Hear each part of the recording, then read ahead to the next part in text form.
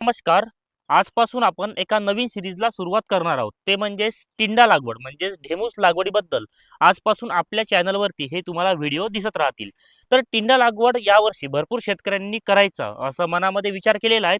परंतु टिंडा लागवड करत असताना त्याचं अंतर आणि त्यावरती येणारे जे रोग आहेत किंवा त्यावर येणाऱ्या किडी आहेत, मेन म्हणजे टिंडा पिकावर येतो व्हायरस आणि व्हायरसमुळे भरपूर ठिकाणी टिंडा लागवड होऊन सुद्धा त्यापासून अपेक्षेप्रमाणे उत्पादन निघत नाही आणि पूर्ण प्लॉट अख्खाच्या अख्खा हा पूर्ण व्हायरसने बसून जातो.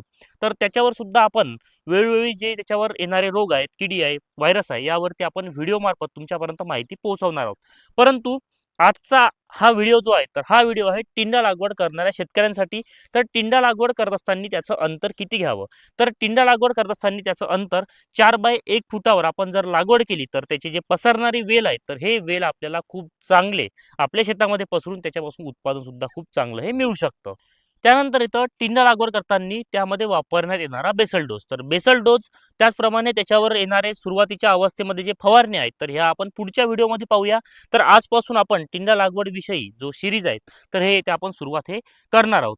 तर तुम्ही जर यावर्षी टिंडा लागवड करण्याचा विचार करत असेल, तर हा व्हिडिओ जास्तीत जास्त शेतकऱ्यांपर्यंत शेअर करून तुम्ही आपल्या पेजला फॉलो करून घ्या. यूट्यूबवर व्हिडिओ बघत असेल तर सबस्क्राईब नक्की करून घ्या. धन्यवाद.